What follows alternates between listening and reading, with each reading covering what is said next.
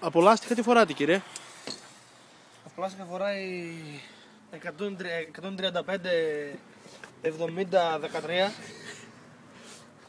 Τα ξεβουσκώνετε για να μπαλουνάρουν λογικά. Ναι, το πέσω, γιατί είναι ψοκίνητο το πράγμα. Ναι. Το σαλόνι μέσα. Είναι δερμάτινο.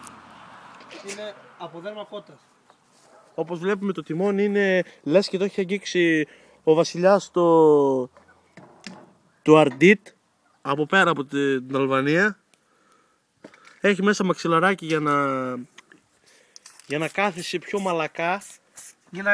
Για να μπορείς να κατιάσεις μέσα στο αγροτικό. Μέσα στο αγροτικό. Το σπρέι αυτό τι μάρκα είναι? MSD, ό,τι λέμε δεν είναι όλα MSD. Ο MSD. Το ολοκαθαριστήρας τι μάρκα είναι? Plexiglass.